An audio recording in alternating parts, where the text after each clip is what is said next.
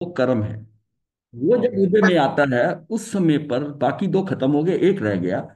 वो है अभी, पर वो शुद्ध है। शुद्ध का मतलब कि वो ट्रांसपेरेंट है। वो आवरण है, ट्रांसपेरेंट है। तो उसको उसको वो जब खत्म हो जाएंगे तो शाही को। अभी सम्यक दर्शन जो है ना, जो अब सम्यक दर्शन होता है, वो 66 सागरोपन तक की सीमा का होता है। वो जो होगा, वो फिर अनंत काल तक हो जाएगा। एक बार शाइक हो गया वो ना, वो नहीं जाएगा, शाइक हो गया।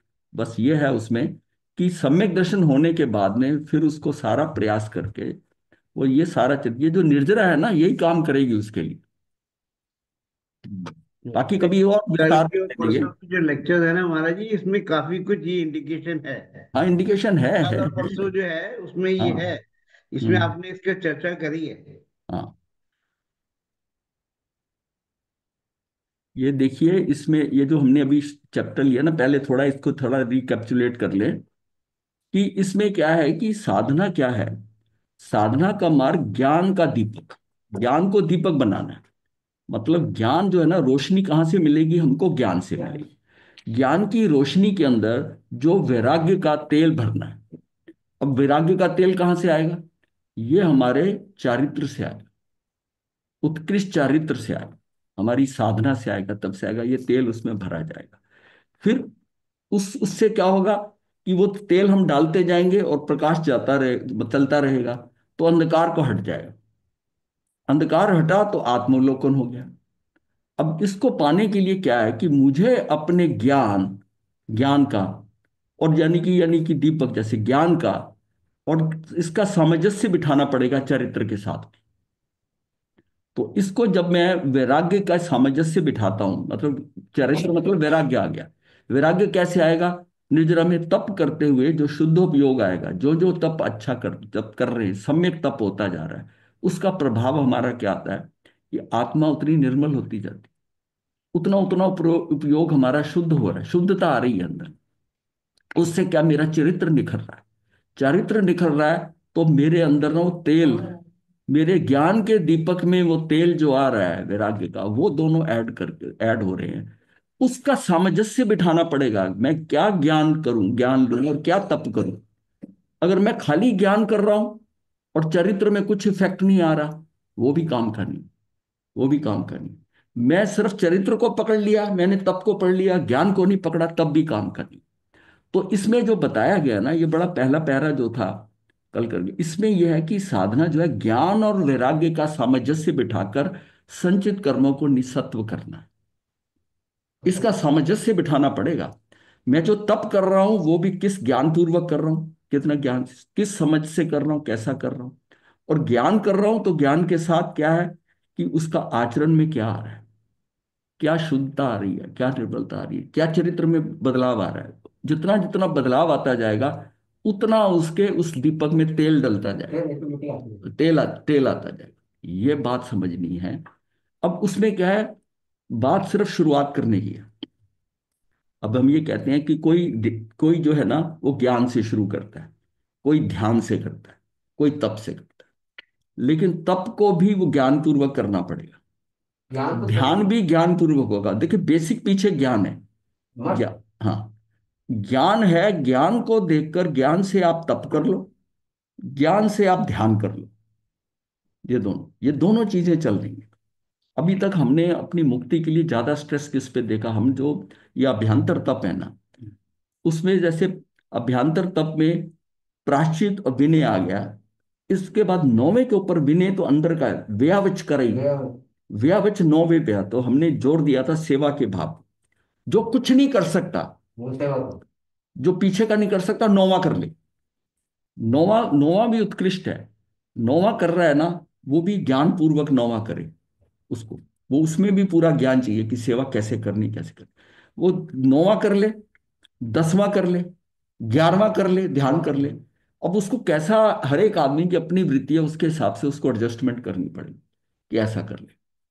और अगर कोई बहुत ही ज्यादा परफेक्शन से करना चाहता है, तो वो 9 भी करे, 10 भी करे, 11 भी करे, 12 भी करे। उसको सबका महत्व सबका है, वो सबको कर रहा है। तो उससे क्या है कि उसकी टोटलिटी में क्या है, उसमें आ रहा है।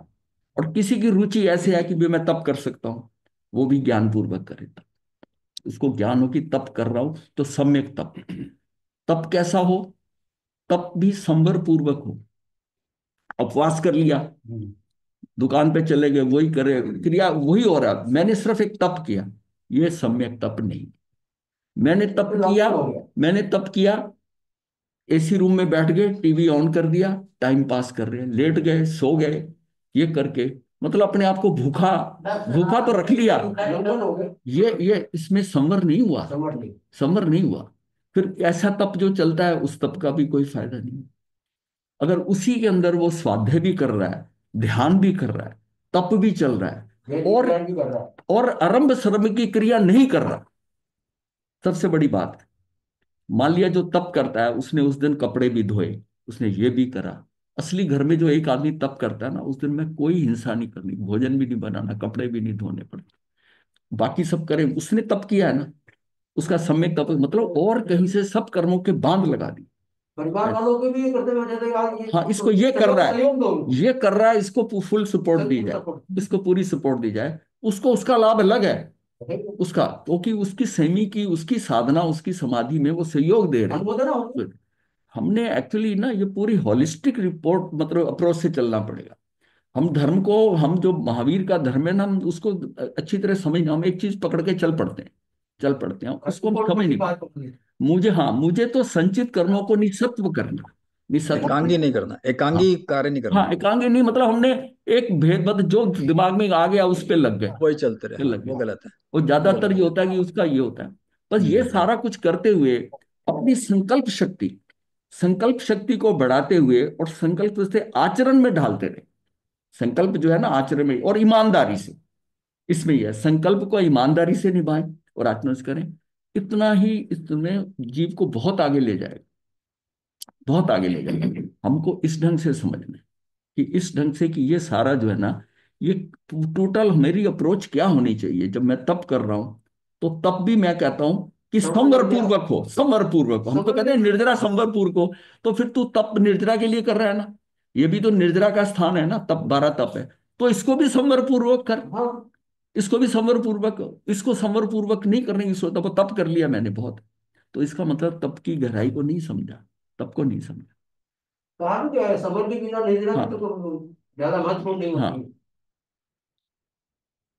मतलब तभी ये बात को कहा ना कि संसार में प्रत्येक प्राणी के कर्म उदय में आकर अपना फल देकर प्रति समय छिटकते हैं, फिरते रहते हैं, पर इसका इसका इस निर्जरा भावना से कोई मतलब नहीं है। ये तो होनी थी, तुमने क्या करा भाई, उसका स्थिति बंद हुआ, हाँ वो तो होनी सब विभाग निर्जरा अपने टाइम के ऊपर गिर गई, तो इसमें थोड़ी निर्जरा कहाँ की होगी, तूने क्या किया, तेरा पुरुषार्थ काम। यही जो ऊर्जा अपने समय से आने पहले अविपाक निर्जरा जो की है, उपवास किया हाँ, है आपने, हाँ, अब, ध्यान किया हाँ, है। अब अपने इसमें हम भावना को ले रहे हैं ना, अविपाक निर्जरा का अंदर जो भाव आ जाए, ये उसका शुद्ध उपयोग कि मैं ऐसा करूं, ऐसा मुझे करना है। ये भाव आया। अब, हाँ, तो उससे करने से क्योंकि क्या होगा कि उसके कर्मों की जो है ना, कर्मों का अपवर्तन कैसे होगा, वो आत्मा की शुद्धता से होगा।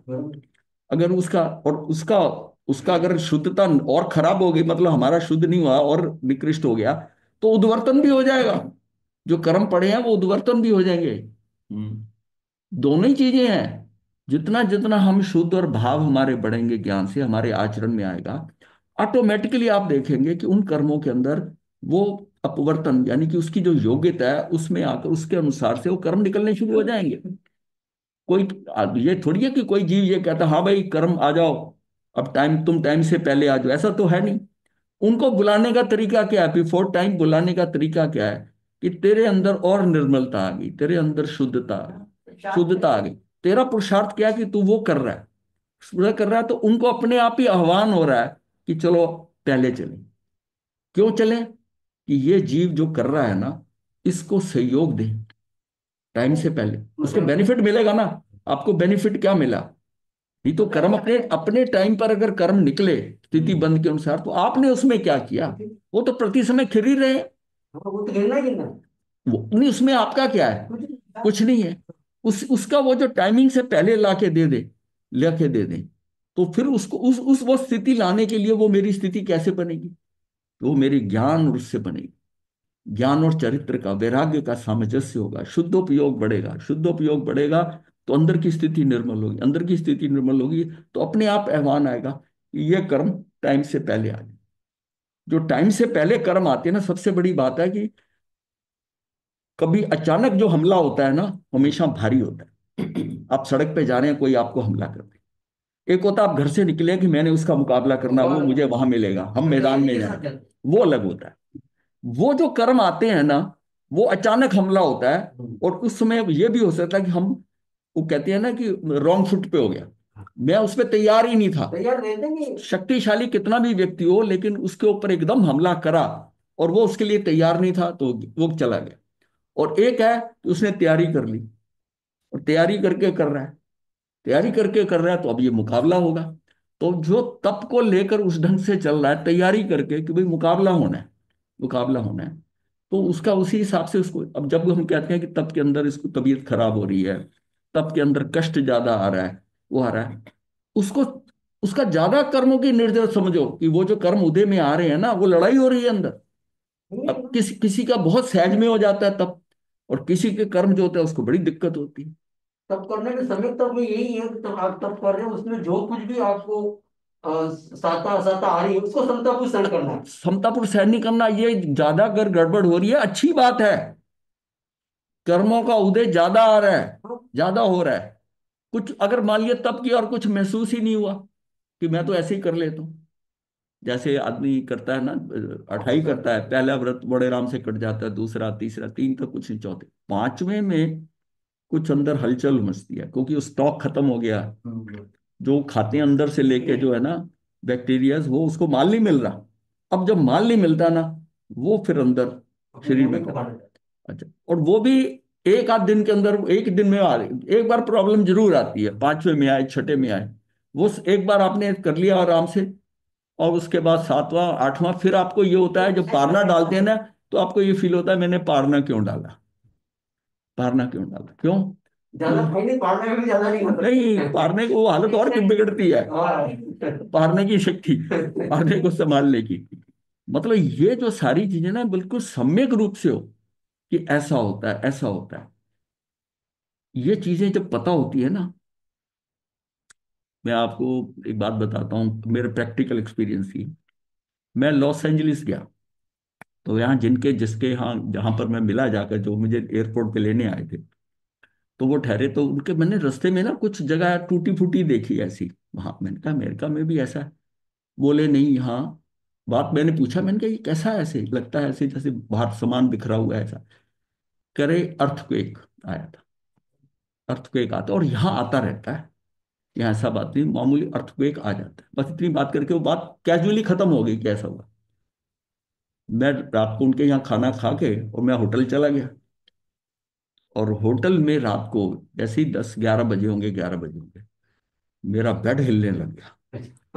मेरा बेड हिलने लग गया, मैंने ना जैसे दोनों तरफ के उसकी साइड से होता है उसको पकड़ लिया, ऐसे पकड़ के अपने आप को स्थिर करके और टांग स्थिर करके अपने आप को एकदम फ्लैट करके हो गया कि यहाँ तो आते ही रहते हैं। अगर मैंने वो नहीं सुना होता ना, तो मैं उठकर बाहर आता, बाहर बाहर की तरफ निकलता कमरे से, और ये क्या हो गया, कैसा हो गया। वो सुना हुआ था ना, मैंने कहा ये आज ना मैं ही आया हूँ स्वागत करने आ गया। ये मतलब ये है कि पता था, एक सेंटेंस से पता था, तो बिल्कुल, और अच्छा तगड़ा था, मतलब वो जो था पूरा हिल रहा था, जन पूरा शरीर हिल रहा था, जैसे पंखा भी झूलने लग जाए ऊपर, ऐसा ऐसा ऐसा ऐसा था। तो ये क्या है कि पता था, बस बात ही है। अब यही चीज करते हुए हमें पता हो कि इस कार्य को करने में ऐसा ऐसा हो सकता है, ये संभावनाएं हैं, इसलिए जब दवाई भी खाते हैं ना, तो उसमें बताते हैं कि इसके कारण क्या क्या आपको, क्या हो सकता है, तो उसमें लगता है आपका जी मचलने लग सकता है, आपको थोड़ा खट्टी डकार आ सकती है, आपको ये हो सकता है, आपने पढ़ लिया ना। और वो जब स्थिति आती है, तो आपने पढ़ा हुआ है तो ठीक है, और अगर नहीं पढ़ा हुआ तो आप डॉक्टर को फोन करेंगे कि मेरे में ऐसा हो रहा है, ऐसा हो रहा है। अब आपको पता है कि इस दवाई के रिएक्शन जो हैं, ये ऐसे ऐसे की पॉसी संभावना होती है, ये पढ़ ली, बस। ऐसी तप में, कि तप में ऐसा कि दिन में ऐसा है, ऐसा है, तो उसके कार्य होता है कि भाई पानी ज्यादा पियो, ऐसा करो, ज्यादा फिजिकल वर्क मत करो, शांत रहो, साधना करो, ध्यान करो, ज्यादा हलन चलन भाग दौड़ नहीं करो शरीर के साथ। बहुत, इसमें बहुत सहजता से हो जाएगा। तो ये क्या है कि रिएक्शन कैसा है कि हमको उस चीज का ज्ञान नहीं है। अब इसी इसका मतलब ज्ञान कितना हेल्पफुल है किसी की लाइफ में, कि वो उस चीज का ज्ञान हो जाना बिफोर टाइम, कि यहाँ ये संभावनाएं हैं, वो हमको विचलित नहीं करती। विचलित नहीं कर। विचलित नहीं करती, उतनी विचलित नहीं करती जो हम जिसके बारे में अनभिज्ञ होते हैं, अनभिज्ञ होते हैं, और वो संभावना आ जाए तो हम समझते हैं कि एकदम अचानक आ गया, कुछ आ गया। उससे वैराग्य पुष्ट होता जाएगा। हाँ। हाँ। वैराग्य तब पुष्ट होता है कि जब हमें पहले पता है ज्ञान में, हाँ वही तो। ज्ञान, ये यही सामंजस्य है हाँ ज्ञान का और तप का। ज्ञान और तप में, वैराग्य में सामंजस्य, ये ऐसा होता है। होता आपको पता है कि लोच होगी तो इतना दर्द होगा, है। एक बाल खींचने पे होता है तो इतना होता है। होता जब घर पे थे तो अचानक बाल कोई खींचता था, कितना होता था। है। और अब आप बैठकर खिंचवा रहे हैं, क्योंकि ये अंदर भाव लेके बैठे हैं कि ये तो होगा ही, होगा ही। होगा ही, और ये मैंने सहना है, ये मैंने सहना है, इसमें और कोई चारा है ही है नहीं। ही। है ही नहीं। बस ऐसी तप है। इसको भी हम अंडरस्टैंड कर ले किसी चीज में, कि ये तो होगा ही, ये तो होगा ही। ये चीजें जब अंडरस्टैंड करने लग जाती है ना, तो उसको एक्सेप्टेबिलिटी, स्वीकार भाव बढ़ जाता है। इन चीजों से भी स्वीकार भाव है।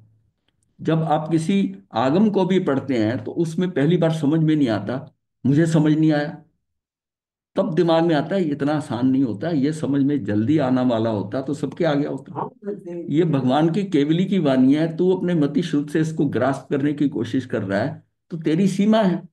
तो इसको एक बार और पढ़, एक बार और पढ़, और पढ़, एक बार में तेरे तेरे इस ज्ञान से दो वो बार ज्ञान नहीं समझ में आ चार जाएगा। बार पूछो, एक दो तो बार फिर नहीं। नहीं समझ में आ रहा, फिर किसी से पूछेगा। हाँ तो उसमें क्या है कि उसको पता है कि ये मेरी समझ में इतनी आसानी से नहीं आएगा, नहीं आएगा।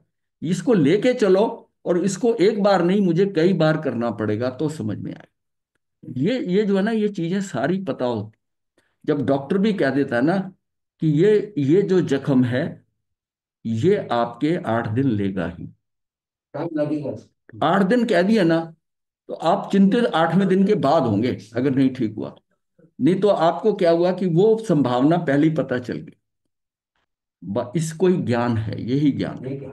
यही ज्ञान है कि किसी चीज को करते हुए कि इसमें ये गड़बड़ हो सकती है, ये ऐसा हो सकता है, अगर तूने ऐसा करा तो ऐसा हो सकता है। ये पॉसिबिलिटी, संभावनाएं पहले ही पता होती हैं, तो दिक्कत नहीं होती।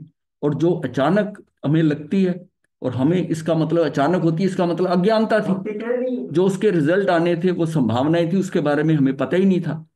तब हमें घबराहट होती है कि ऐसा। और जो जानकार होता है वो कहता है घबराओ नहीं, ठीक हो जाएगा, थोड़ी देर में हो जाएगा, थोड़ी देर ऐसे बैठ जाओ, बस ठीक हो जाएगा। ये हमें वो विचलित नहीं। तो ये हमने समझना कि सहज, सहज जो है ना, सहज निर्जरा, वही अपने संचित कर्मों का भार हल्का करेगा। ऐसा अब हमने अविपाक निर्जरा का था, कि असली काम तो अविपाक निर्जरा का है, जो मेरे पुरुषार्थ से हुई, जो मेरे पुरुषार्थ से हुई है। और मतलब सविपाक, इसका इसका क्या है, सविपाक का जो है, ये तो नॉर्मल है, नेचुरल है, एक ये तो होगा ही। निजरा के लिए जीवन में संयम का आना अनिवार्य है। ज्ञान की बड़ी बड़ी बातें करने से कुछ नहीं होगा। दुर्लभ मनुष्य पर्याय का महत्व आंकना होगा, समय रहते आत्म कल्याण के लिए पुरुषार्थ करना होगा। ये बड़ी बात, और सबसे ये बात ही, सबको अपने संकल्प में उतार। जितना जितना ज्ञान है, जितनी इतनी समझ आ रही है ना, और जितना संकल्प किया उस पर ईमानदारी से आचरण कर, मनुष्य भव में ही ये अवसर मिलता है कि ये सारी जो नॉलेज है ना, ये सारा बिफोर टाइम ही पता है, वो बाकी किसी भव में नहीं पता चलेगा। मनुष्य में ही उसको समझ सकता है, पढ़कर जान सकता है, गुरुओं के जान सकता है। अब जैसे संयम में आते हैं तो कई जो प्रॉब्लम आती है, गुरु से बात करते हैं, ऊपर नहीं कोई खास बात। ध्यान साधना में आपको कुछ दृष्टि में कुछ ऐसा आता है, आप थोड़ा सोचते हैं, पता नहीं ये ठीक है कि नहीं ठीक है, तब भी गुरु से बात करते हो, कह रहा नहीं ये नॉर्मल बात है, ये सारा पौध के लिखा है, घबराओ नहीं, ये सब ठीक हो जाएगा, अपने आप ठीक हो जाएगा। क्यों? उस ज्ञानी के पास आप बैठे हो उस समय। तभी एक बार, कई बार कहा है कि साधना जो है ना, वो किसी के साथ बैठकर अपने से उसके साथ ही शुरू करनी चाहिए। हम ऐसा भी एक केस जानते हैं कि जो उसने किताब से पढ़कर, महाश्रमण जी की किताब पढ़कर ध्यान साधना साधने की कोशिश करी, और उसको बहुत उल्टी पड़ गई। उधर दिल्ली में एक हलवाई का बेटा था, तो उसकी उसको उसकी बहुत हालत खराब हुई। फिर उनके पास गया, वहां पर करा तो बताया, लेकिन उसकी हालत काफी खराब रही कि उसने बिना किसी को जाने हुए, पूरा सारा सिस्टम जाने हुए, उसको पढ़कर हाँ। किताब से करने की कोशिश करी। तो मेरा मेन मकसद है कि आपको ये कि ज्ञान पूर्वक करना है, जो भी कार्य करना है ना, उसकी सारी संभावनाएं जितनी मालूम होंगी उतना आप विचलित नहीं होंगे, और जितना सहज में करोगे उतना आपको पता है कि ये अच्छे से स्थिति होगा। अच्छे से हो, ये ऐसा हो सकता है। शुद्ध आत्मा की रुचि संवर और शुद्ध आत्मा की साधना निर्जरा है। वास्तव में देखा जाए तो ध्रुव धाम निज आत्मा की आराधना ही निर्जरा है। निज आत्मा की ओर वृत्तिगत भावना ही निर्जरा है। आत्मा की तरफ जो वृद्धिगंत हमारी भावना ना, वृद्धि बार मतलब बढ़ती जा रही भावना, यही निर्जरा है।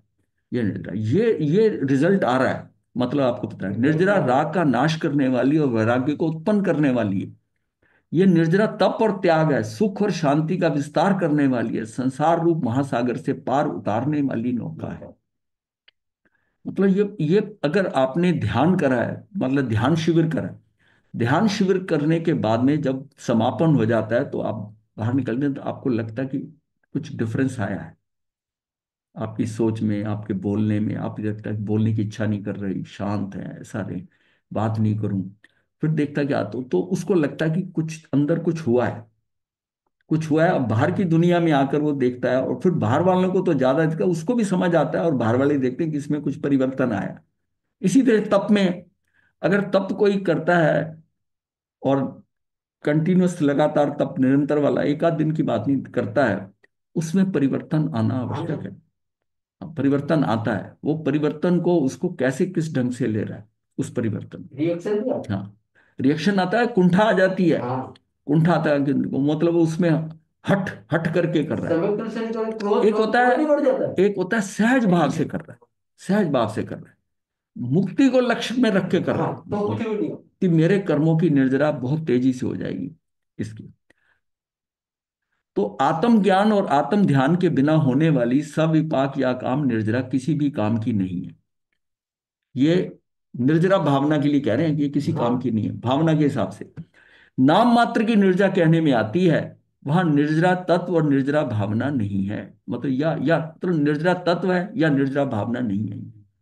आराधकों के काम को तो एकमात्र अविपाक निर्जरा है। मतलब हमारे काम की क्या चीज है? अपाव निर्जरा बस। अकाम निर्जरा है, जो ध्रुव धाम निज आत्मा की आराधना से उत्पन्न होती है, और यही कर्म बंध को विध्वंस करने वाली है, यानी कि निसत्व करती है। हाँ।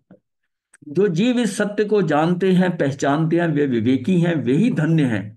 क्योंकि ध्रुवधाम निज आत्मा के आराधकों की बात ही कुछ और होती है।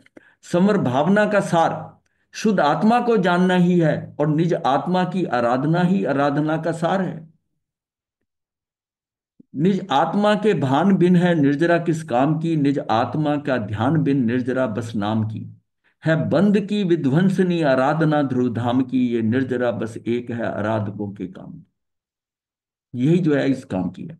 इस सत्य को पहचानते ही वे ही विवेकी धन्य है। ध्रुव धाम के आराधकों की बात ही कुछ अन्य है। शुद्ध आत्मा की साधना ही भावना का सार है, ध्रुव धाम की आराधना आराधना का सार है। शुभ शुभ भाव के निरोध रूप संवर और शुद्ध उपयोग रूप योग से युक्त जो जीव अनेक प्रकार के तप करता है, वह नियम से अनेक प्रकार के कर्मों की निर्जरा करता है।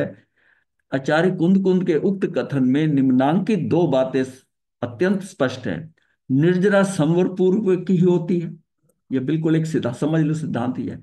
और शुद्धोपयोग से समृद्ध तप ही निर्जरा के मुख्य हेतु है। शुद्धोपयोग से, ये शुद्ध उपयोग क्या आएगा? तप के कारण उसका उपयोग जो है, यानी उसकी आत्मा निर्मल होती जाएगी और उसका उपयोग शुद्ध होता जाएगा। उससे वो निर्जरा के वो मुख्य हेतु, वो कारण बनेगा निर्जरा। जितना जितना उसके अंदर शुद्धता आती जाएगी, उसके कर्मों की स्थिति ये उतनी। सदुपयोग तो आत्मा का होता है।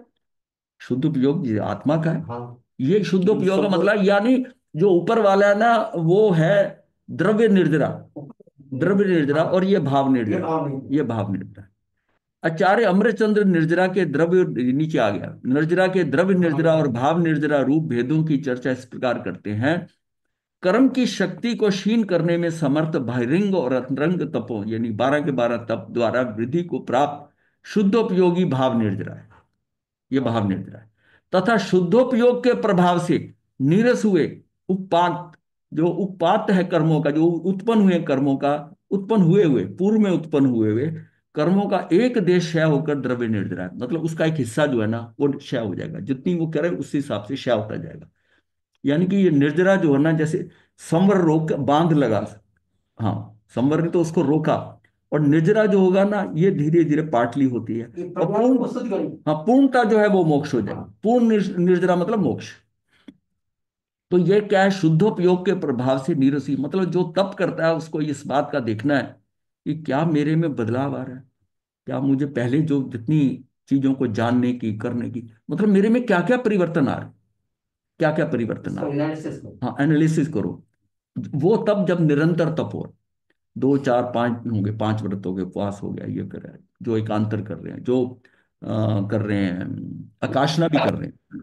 हाँ, तो उससे वो थोड़ा देखे कि इस मैं जो कर रहा हूं उससे कुछ फर्क आ रहा है क्या, उतनी बुद्धि सुख सेंसिटिव हो जाए आप, और आपको दिखाई देगा अगर आप उसको खोजने की कोशिश करेंगे, सिर्फ करने करने पे ध्यान नहीं, इसका मेरे में अंदर क्या परिवर्तन आ रहा है, किस चीज की है।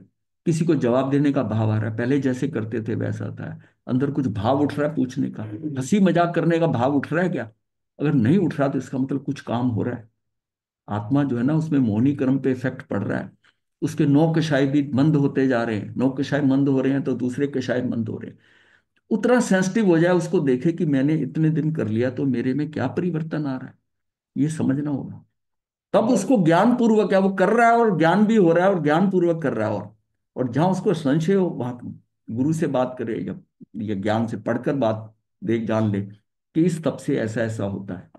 एक होता करे जा रहे हैं, हमें ये नहीं पता कि इसका क्या रिजल्ट है, क्या हो रहा है, बस मैंने करा और उसकी पब्लिसिटी करते जा रहे हैं, मेरे तो इतने हो गए, मेरे इतने हो गए, ये गिनतियां हैं, इससे कुछ नहीं होगा।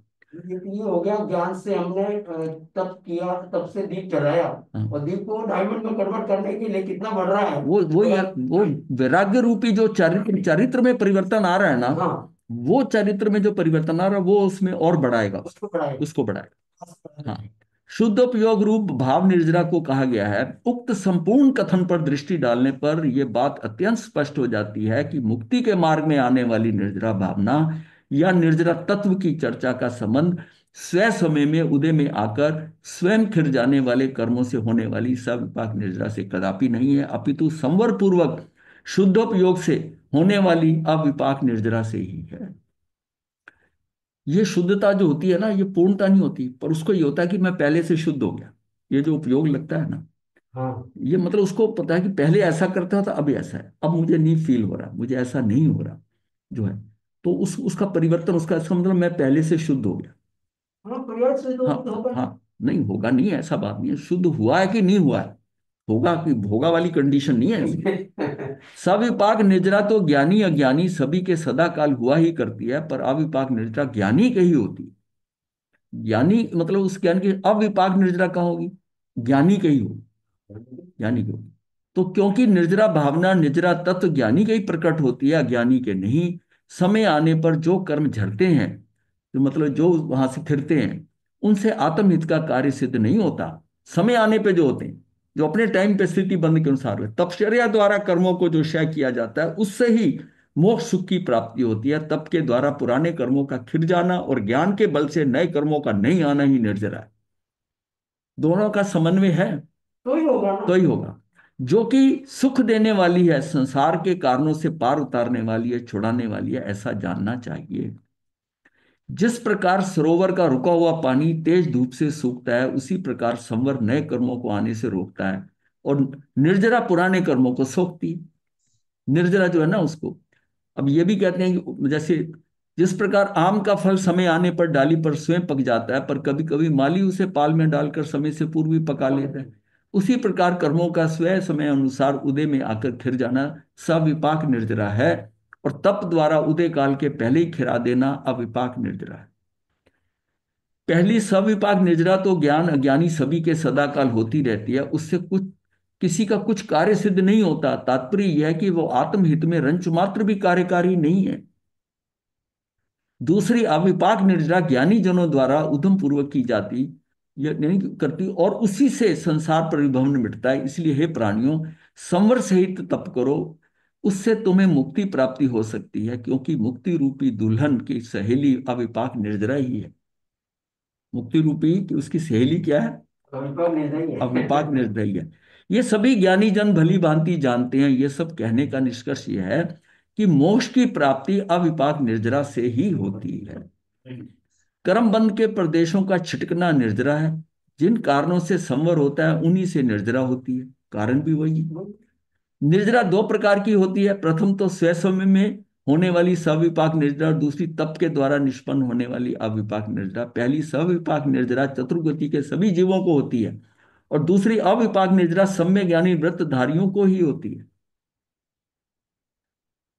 उक्त कथन से सविपाक और अविपाक निर्जरा वाली बात तो पूर्वत ही है, पर यहां एक बात नहीं कही गई है कि जो जो कारण संवर के कहे गए हैं, निर्जरा भी उन्हीं कारणों से होती है। अतः उसी प्रकार का चिंतन निर्जरा भावना के चिंतन में भी अपेक्षित है। वैसे ही सोचे, निर्जरा के कारणों में संसार के कारणों के अतिरिक्त, संवर के कारणों के अतिरिक्त 12 प्रकार के तप को विशेष रूप से गिनाया गया है। अब ये हम जानते हैं, अहंकार और निदान रहित ज्ञानी के 12 तप किसे। अब क्या है कि कई तप करने से अहंकार आ जाता है, मन में भाव आता है, देखो मैंने इतना कर लिया, 4 हो गए मेरे आज, 4 हो गए, 5 हो गए। अहंकार भी देखा हमने तप में बहुत। सम्यक नहीं होगा तो ये होगा। हाँ, मतलब जिसको 50 52 70 72 करने वाला है वो भी अहंकार कर रहा है। तो अहंकार और निदान रहित ज्ञानी के 12 प्रकार के तप से तथा वैराग्य भावना से निर्जरा होती है। अगर वो वैसा अहंकार है उसमें, तब हो सकता है। और कहीं उसका निदान का भाव है कि मैंने इतना तप किया, मेरे कुछ हो जाए, जिन्होंने वो निदान में भी तो जा सबर सकते। निद्रा भी करनी हाँ, होगी।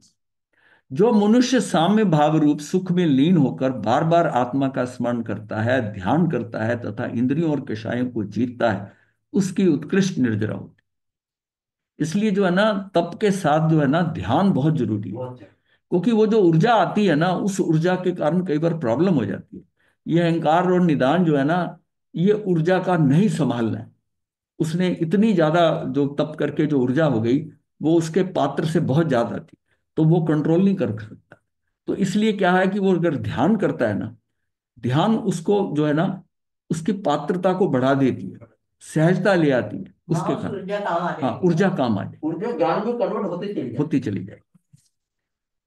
तो 12 प्रकार के तपों के साथ वैराग्य भावना को निर्जरा का कारण बताया गया। सर्वाधिक महत्व इंद्रियों और कषायों को जीतने, साम्य भाव धारण करने, समता आई कि नहीं आई, ये सबसे बड़ी, ये टेस्ट तो बहुत है कि साम्य भाव आया धारण करने, और आत्म समर्पण अर्थात आत्म ध्यान को दिया गया क्या नहीं। मतलब ये सारा क्या है, करने एवं आत्मसमर्पण, समर मतलब आत्मस्मरण आ जाए, बार बार आत्मा की तरफ चिंता आ जाए। मतलब बैठे ध्यान नहीं हो रहा चाहे, तो मैं आत्मा, आंखें बंद करके ना आत्मा की तरफ जाए। जितना टाइम उसका आत्मा को देखेगा ना, उतने उसके क्या चरित्र मोहनी कर्म का क्षय हो जाए। चरित्र मोहनी का सीधा इफेक्ट आता है उसके ऊपर, कि चरित्र मोहनी तो ध्यान के अंदर सीधा इंपैक्ट कर देता है।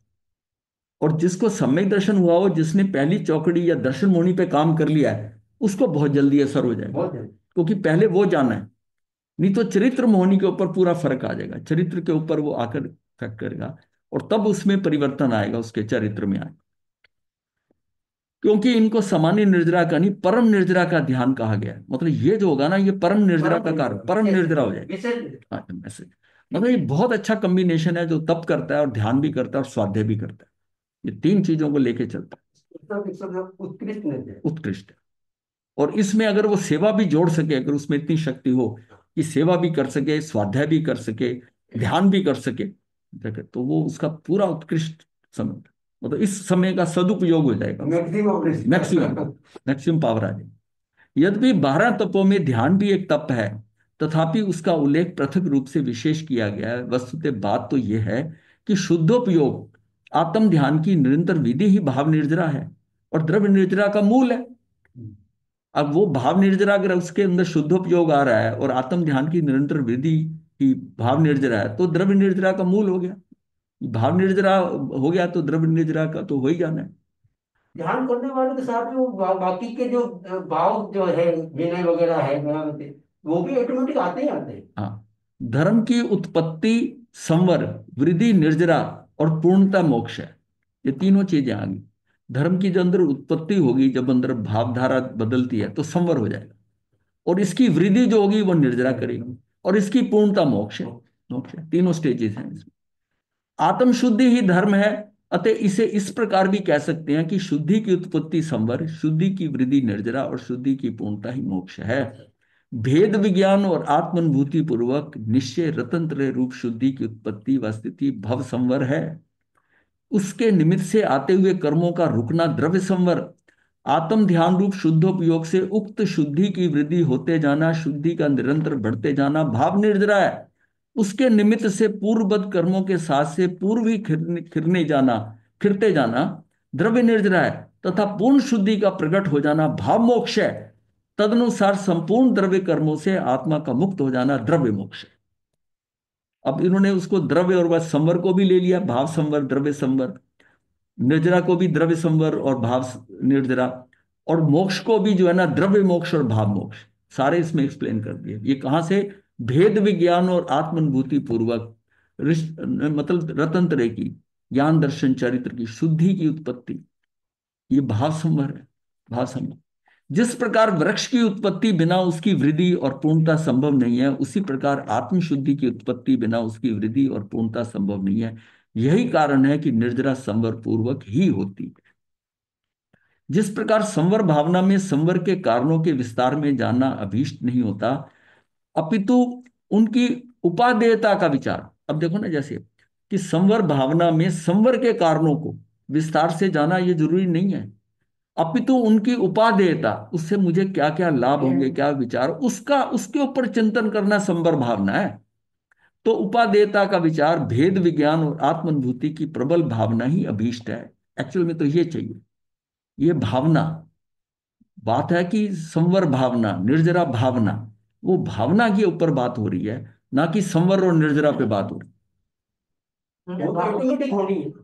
ऑटोमेटिक नहीं होनी है, मतलब उसमें उसमें कितना वो उसको समझ में आ रहा है, ये भाव आना कि भेद विज्ञान, उसकी उपादेयता कि ये हो रहा है, इसका ये लाभ है, ये उपादेय पे सुनना है, उसके कारणों पे ज्यादा नहीं आने कि हम क्या कहते हैं, संवर इन इन कारणों से होती है, ये 20 कारण है, आश्रव इस 20 कारणों से होता है।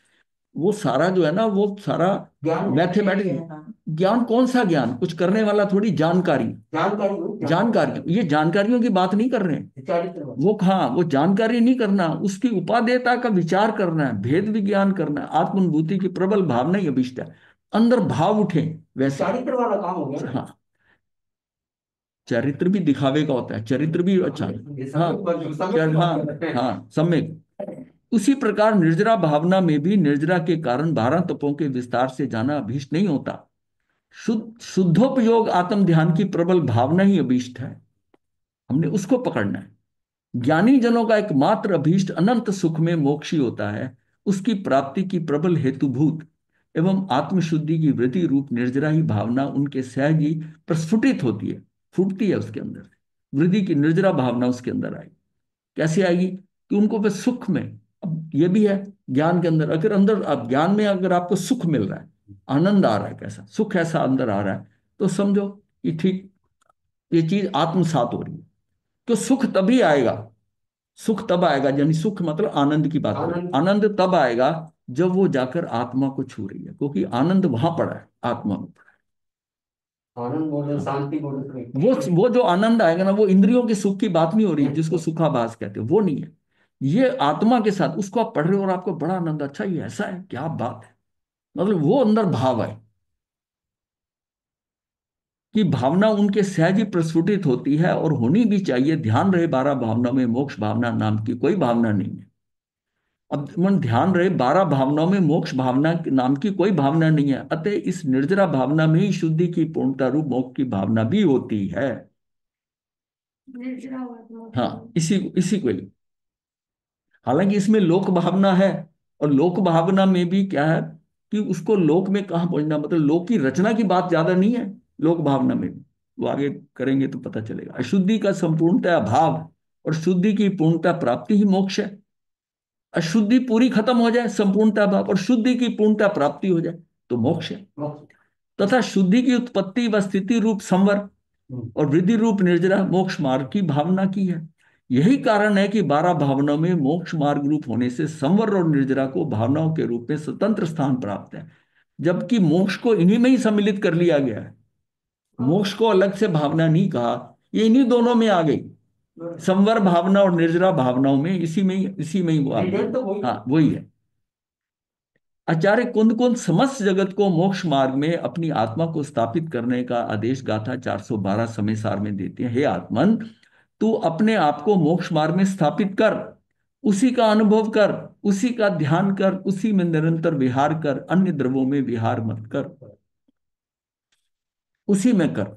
उसा तात्पर्य यह है कि जमने योग्य, रमने योग, अनुभव करने योग्य, ध्यान करने योग, विहार करने योग एकमात्र मोक्ष मार्ग रूप संवर और निर्जरा तत्व ही है। इस बात को आचार्य अमृतचंद्र जी इस प्रकार कहते हैं, दर्शन ज्ञान चरित्रात्मक एक ही मोक्ष मार्ग है। जो पुरुष, यानी कि पुरुषार्थी जीव, पुरुष वो भी जो पुरुषार्थी हो, उक्त मोक्ष मार्ग अर्थात मोक्ष मार्ग के आधारभूत शुद्ध आत्मा में स्थिर रहता है, निरंतर उसी का ध्यान करता है, उसी को चेतता है, मतलब उसको ही ध्यान में बार बार आ रही है, चेतता है, उसी का अनुभव करता है, अन्य द्रव्यों का स्पर्श भी नहीं करता हुआ निरंतर उसी में विहार करता है, वह पुरुष शुद्ध आत्मा को अल्पकाल में ही प्राप्त कर लेता जल्दी है। कर। हाँ।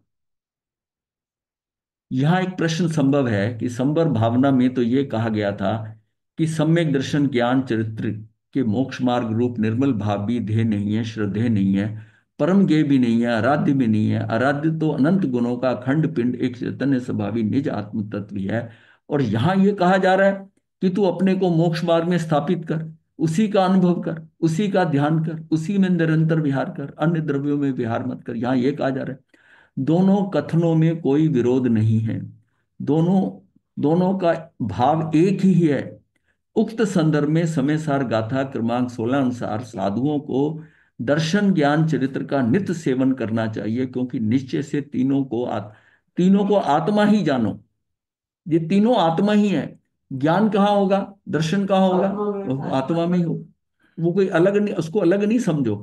वस्तुतः बात यह है कि उक्त कथनों में मात्र निश्चय व्यवहार का कथन भेद है। पता है बंदा एक उसका नाम है। हाँ, ज्ञान का असंतोष आत्मा में होता है, लेकिन चारित्र तो पर्यायों में होता होगा। चरित्र भी जो है पर्याय ना, शुद्धि में, हाँ, चरित्र जो हो रहा है, भाव पर्याय शुद्धि में। चरित्र जो सम्यक चरित्र है वो भी सम्यक ज्ञान पूर्वक ही होता है। वो ध्यान पूर्वक हो रहा हाँ, है, वो लेकिन चरित्र किसमें हो रहा है, आत्मा में ही हो रहा है।